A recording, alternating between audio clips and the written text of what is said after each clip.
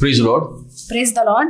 I want to greet you in the name of Jesus. मैं आपको यीशु मसीह के नाम से अभिवादन करता हूँ। We are studying through the gospel according to Mark. और हम मरकुस का सुख समाचार का पुस्तक पढ़ रहे हैं। And today we're going to study from verse 13 onwards. और आज हम वचन 13 से पढ़ेंगे। But if you see in chapter 3 verse 12, अगर हम देखेंगे अध्याय 3 में 12वां वचन में Jesus told the unclean spirits and others that they should not make him known. और उसने उन्हें कहा, चिताया कि उसे प्रकट ना करें।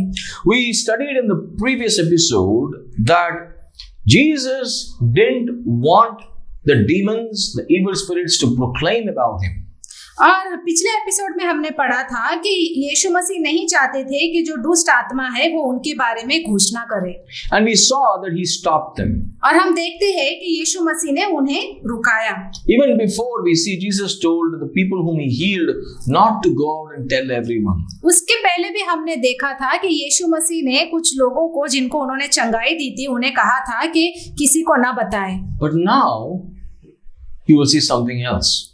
लेकिन अभी आप कुछ और देखेंगे। In verse 13, वचन 13, now Jesus went up to the mountain and called for those he wanted, and they came to him. फिर वह पहाड़ पर चढ़ गया और जिन्हें वह चाहता था उन्हें अपने पास बुलाया और वे उसके पास आए। I remember an incident right now. और अभी मुझे एक घटना याद आ रहा है। Exodus chapter 19, if you read verse 20, अगर आप निर्गमन का 19वां अध्याय में 20वां वचन पढ़ेंगे, you will see that God called Moses and Moses went up to the mountain. अगर आप देखेंगे परमेश्वर ने मूसा को बुलाया और मूसा पर्वत में गया। Likewise, Jesus is calling those men whom he has chosen to be his apostles. और उसी तरह अभी यीशु मसीह उनके शिष्य को बुला रहे हैं। Jesus calls. यीशु मसीह बुला रहे हैं। Jesus is calling. अभी यीशु मसीह उन्हें बुला रहे हैं। Like Moses went up the mountain, Jesus is going up the mountain. जैसे मूसा पर्वत में गया वैसे ही यीशु मसीह पर्वत में जा रहा है। Like Moses got up to the mountain, now the apostles are also going up the mountain. जैसे मूसा पर्वत में गया वैसे ही अभी यीशु मसीह के शिष्य पर्वत में जा रहे हैं। God called Moses, now Jesus calls his disciples. परमेश्वर ने मूसा को बुलाया और अभी यहाँ पे यीशु मसीह उनके शिष्यों को बुला रहे हैं। He appointed 12, verse 14, whom he named apostles, so that they would be with him and he could send them to preach and to have authority to cast out demons. और 14वां वचन में दिया है, तब उसने 12 पुरुषों को नियुक्त किया कि वे उसके साथ साथ रहे और वह उन्हें भेजे कि वे प्रचार करें। In fact, Jesus gave them the name apostles. जबकि यीशु मसीह ने उन्हें प्रेरित करके बुलाया। I have a feeling that when Jesus went up the mountain, saw his 12 men, probably Jesus may have had the memory of Moses walking up to him on the mountain. मुझे ये लगता है कि मैं ये सोच रहा हूँ कि जब यीशु मसीह ने अपने शिष्य को पर्वतों में बुलाया, उन्हें ये याद आया होगा कि किस तरीके से उन्होंने मूसा को भी पर्वत में बुलाया था। Jesus was there from the beginning. यीशु मसीह शुरुआत से थे। Jesus knew everything. यीशु मसीह सब कुछ जानते हैं। Even before Abraham was, there was Jesus. Abraham के आने से पहले यीशु मसीह था। And Jesus calls now. और अभी यीशु मसीह बुला रहे हैं। Moses was called by God. These 12 men were called by Jesus. मूसा को परमेश्वर ने बुलाया और अभी ये 12 प्रेरितों को यीशु मसीह बुला रहे हैं। I want you to understand that calling comes from God and God alone. मैं चाहता हूँ कि आप ये समझे कि बुलावट जो आता है वो सिर्फ और सिर्फ परमेश्वर से आता है। You cannot choose to be called. और आप खुद से नहीं बुलाए जा सकते। You cannot say God has called me and say that I feel like it.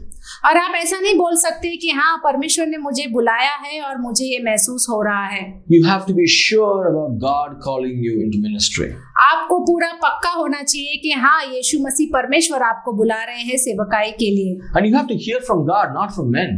और आपको परमेश्वर से वो सुनना है, किसी मनुष्य से नहीं सुनना है। Many men choose to come into ministry without God's calling and they don't fulfill the work. बहुत से लोग जो है सेवकाई में आते हैं, उनको परमेश्वर ने बुलाया भी नहीं है, जिसके कारण काम पूरा नहीं होता। Some people don't do any work and they think because they have no work, they will just get into ministry and do something. और कुछ लोग ऐसे हैं कि जिनके पास कुछ काम ही नहीं होता तो वो सोचते हैं सेवकाई में जाके वो कुछ काम करेंगे। If you haven't done any work, how will you know how to do the greatest work in this world? अगर आपने पहले काम नहीं किया है तो आपको कैसे पता चलेगा कि इतना महान काम कैसे करना है? You have to be prepared. उसके लिए आपको तैयारी चाहिए। I want you to understand, if you think preparation is only about working in ministry under a pastor or a Bible college, then I want to tell you, no.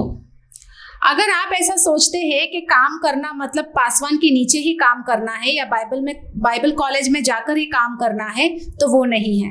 That is not alone ministry learning. तो वो ही सिर्फ सेवकाई में सीखना नहीं है।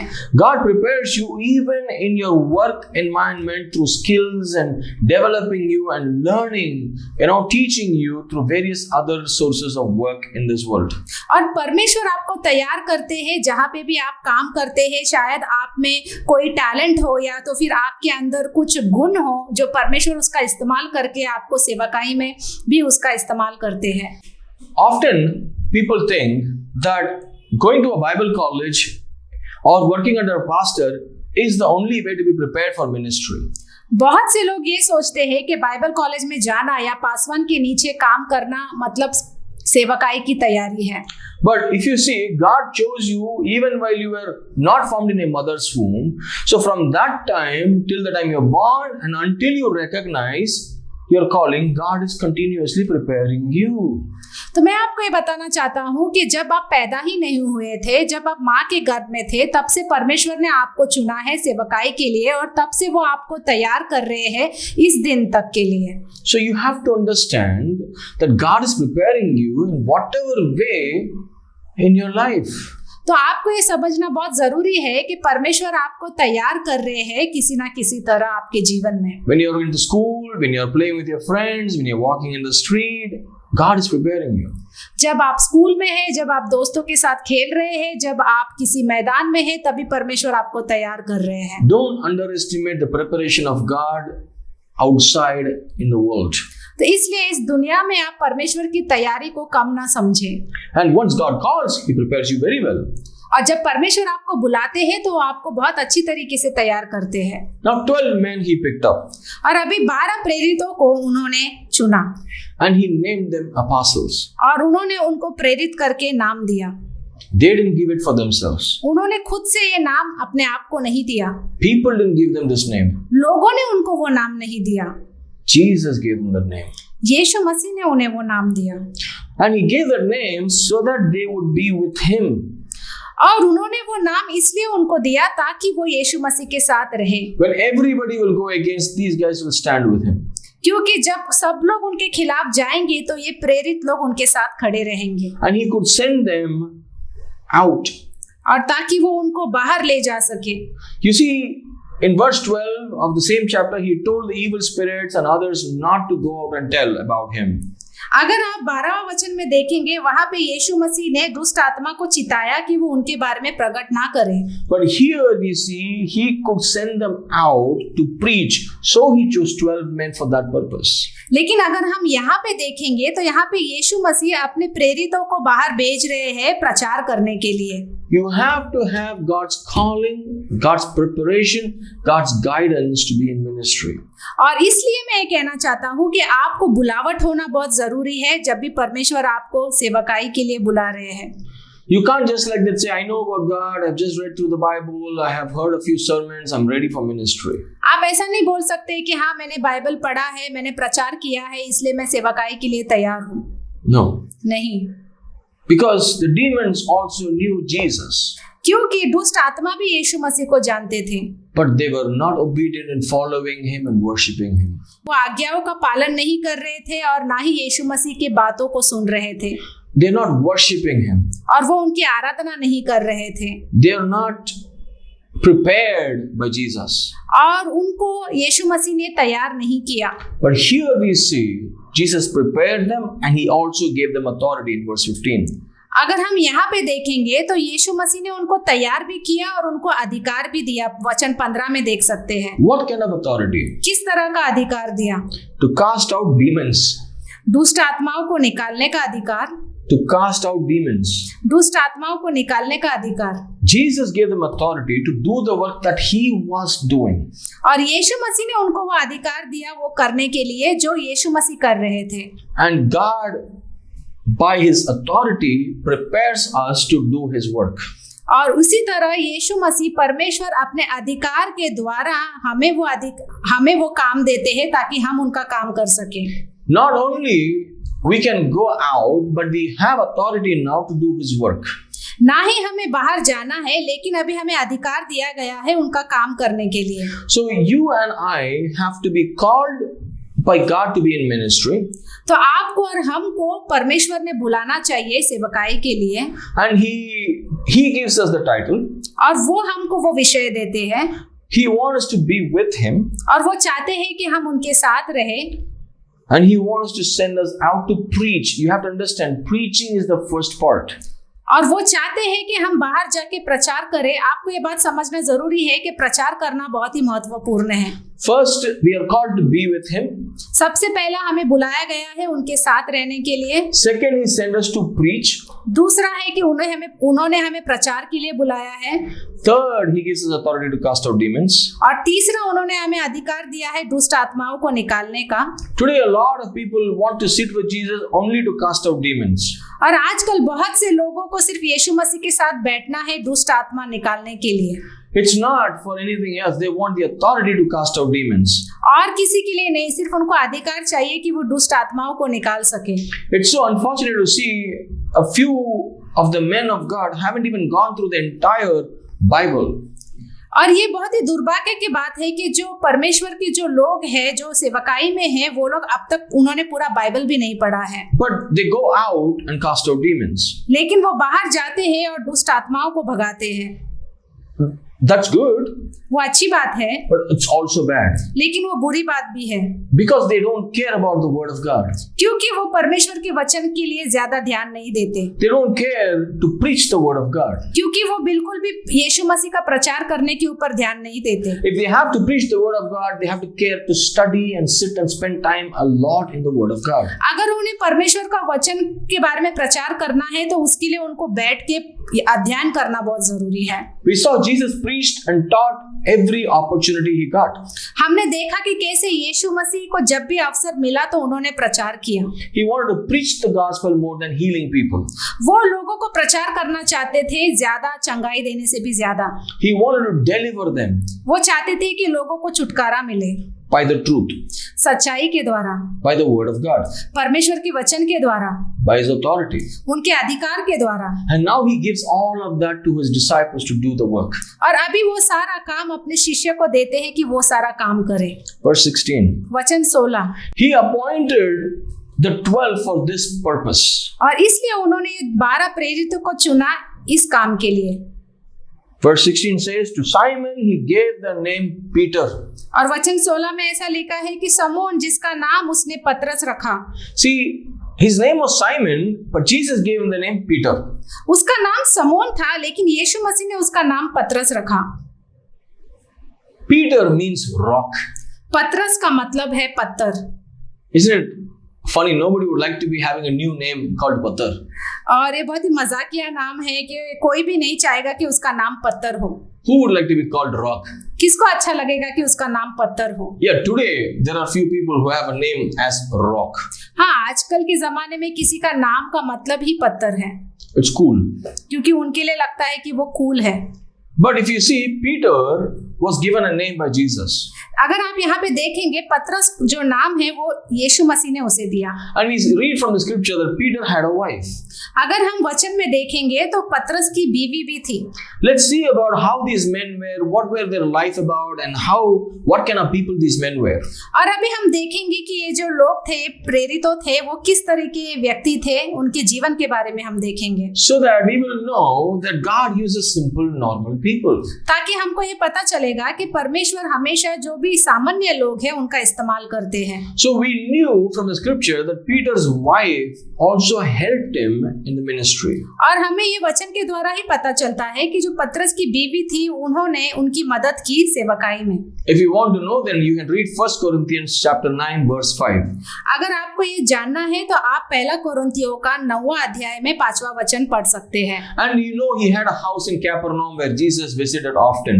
और आपको ये भी मालूम होगा कि उसका जो घर था कफरनहूम में, वहां पे यीशु मसीह आते थे। And as you all know, we have studied, Peter had a fishing business. और हम सब ये भी जानते हैं कि पतरस जो है उसका मछली का व्यापार था। So also John and James. और उसके बाद यूहन्ना और याकूब।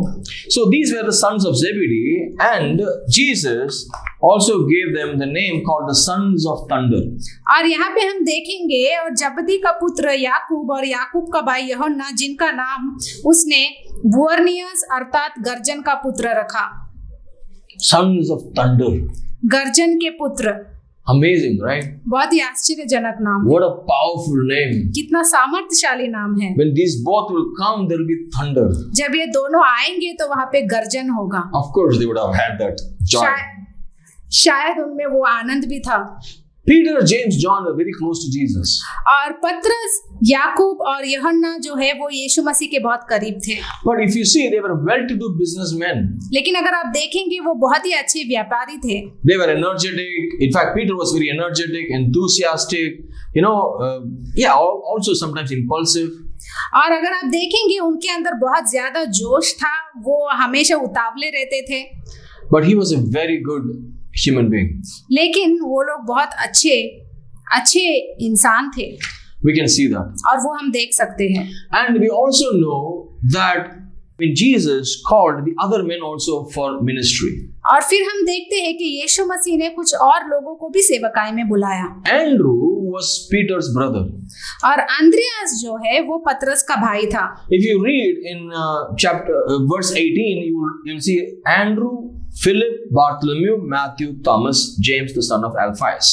अगर आप यहाँ पे 18वां वचन में देखेंगे, उसमें लिखा है और आंद्रियास और फिलिपुस और बर्तलुमे और मत्ती और थोमा और हल्फाई का पुत्र याकूब और तोदे और समोन कनानी। See, Jesus had fun with these guys like James and John. और यीशु मसीह जो है इन लोगों के साथ बहुत ही खुश रहते थे, जैसे याकूब और यूहन्ना के साथ। He called them sons of thunder. और यीशु मसीह उन्हें गर्जन के पुत्र करके पुकारते हैं।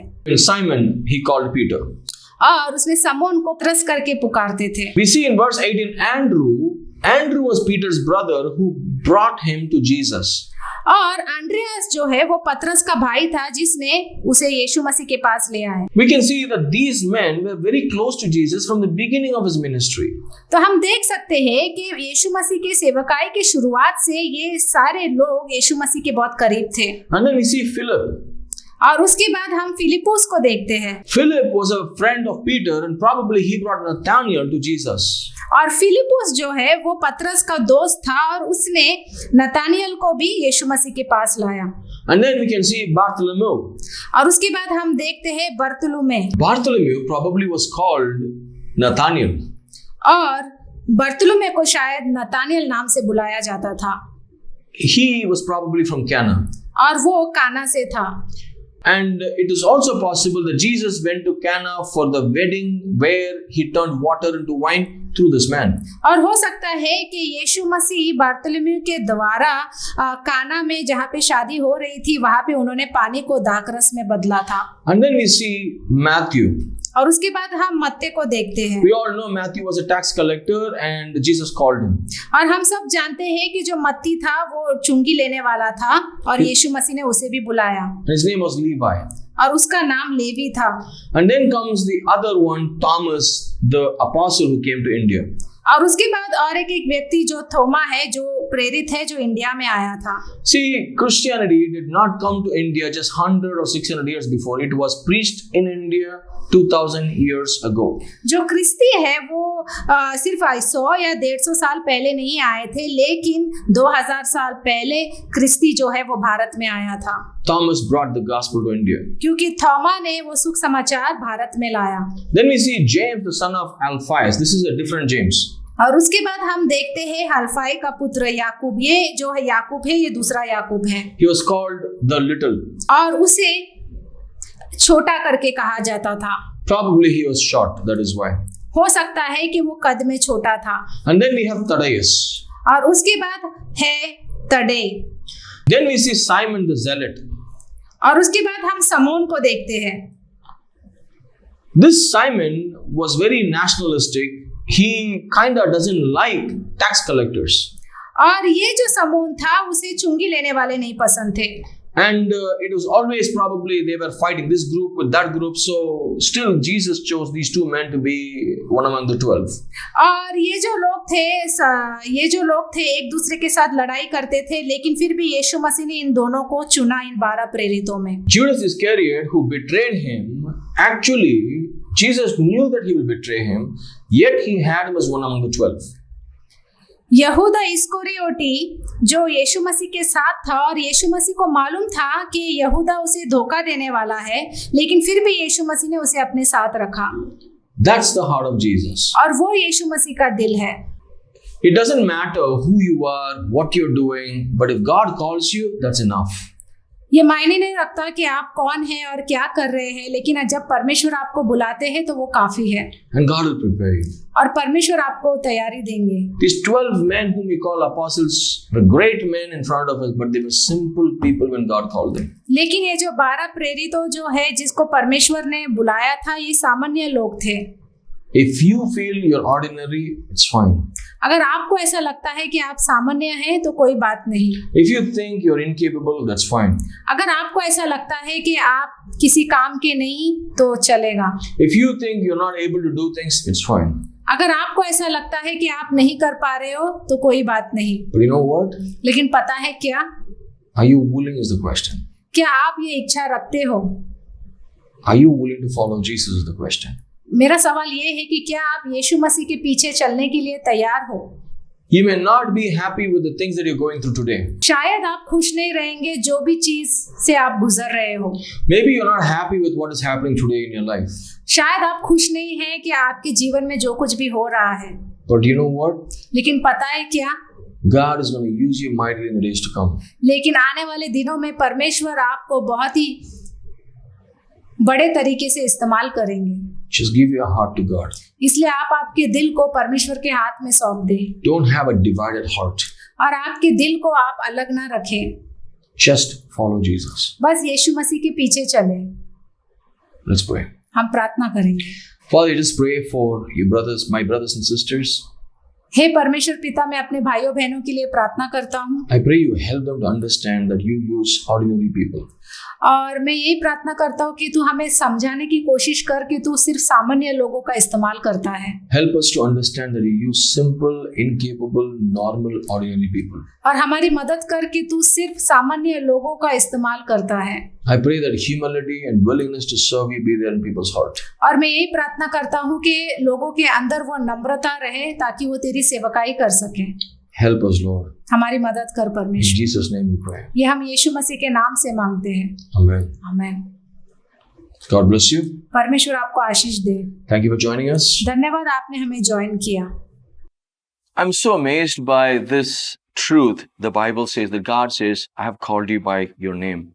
When I became a believer, one of the captivating thoughts about my friend's words when he shared the gospel was this, that God knows you. God knows you by name. It astounded me. It was amazing for me to know that, okay, God sees me. He knows me. He knows my existence. He cares about me. He knows me by name. That's amazing, right? That whole day I walked on the streets with this thought in my head that God is watching me. God knows me. It's amazing. And I want you to read with me Isaiah chapter 43, verse 2. When you pass through the waters, I'll be with you. And through the rivers, they shall not overflow you. When you walk through the fire, you shall not be burned, nor shall the flame scorch you. What does this mean? In this world, you will have many tribulations. You will have trouble. You will have problems. You will not be spared from trouble. I'm sure everyone knows that. Why is that even as a Christian, I have trouble? Maybe sometimes because you're a Christian, you have more troubles. God is not saying you will not have troubles, but God is saying, when you have troubles, I'll be with you. When floods come, I will walk with you and lift you up and sail you away from it. When winds and waves come, I will quiet it. Maybe you will see some tremor, you will see some change of things falling apart, but don't worry. God is going to hold you tight. When there is fire around you, you're not going to be burned. This is God's promise for you. Why? The previous verse says, you are mine. When things are not happening in your way, when things are not happening in its time, when things are not happening as you expected, when people are walking away from you, when people are throwing you out of, relationships, when people are putting you in trouble, when you have financial struggles, when you don't have a job, when you're not able to get through your examination, studies, you seem to think that your future is bleak because you haven't completed your studies, whatever may it be, or you have children whom you don't know how to take care for the future. Don't worry. God is with you. He will not leave you nor forsake you in times of trouble. Remember this.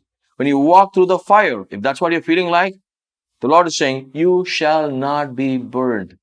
That's His promise for you today. God bless you. Praise the Lord. मैं उम्मीद करती हूँ कि आप सब अच्छे हैं और आपको हमारा मैसेज पसंद आया है। जैसे कि आप सब जानते हैं, जो कोविड की स्थिति पूरी दुनिया भर में चल रही है, जिस कारण हम कलेशिया नहीं जा पा रहे हैं। अगर आप ऐसी व्यक्ति है जो कलेशिया नहीं जा पा रहे हैं और आप किसी ऑनलाइन सर्विस के खोज में हैं, तो मैं आपको बताना चाहती हूँ कि हम हर रविवार को 11:30 बजे सिंपली बाइबल यूट्यूब चैनल में मिलते हैं। अगर आप यूट्यूब चैनल में जाएंगे और वहां पे सिंपली बाइबल करके सर्च करेंगे तो आपको हमारा सारा वीडियोस मिल जाएगा और जो रविवार को 11:30 बजे जो लाइव सर्विस होता है वो भी आप देख पाएंगे। तो आप लाइक करें, सब्सक्राइब करें। अगर आपको मैसेज पसंद आता है तो आप शेयर करें और वहाँ पे यूट्यूब चैनल पे अगर आपको कोई प्रेयर रिक्वेस्ट है तो वहाँ पे आप कमेंट कर सकते हैं। हम आपके कमेंट को देखकर आपके लिए ज़रूर प्रार्थना करेंगे और मैं यही कहूँगी कि आप अपने आप का ख्याल रखें इस कोविड की स्थिति में। धन्यवाद। परमेश्वर आपको आशीष दे।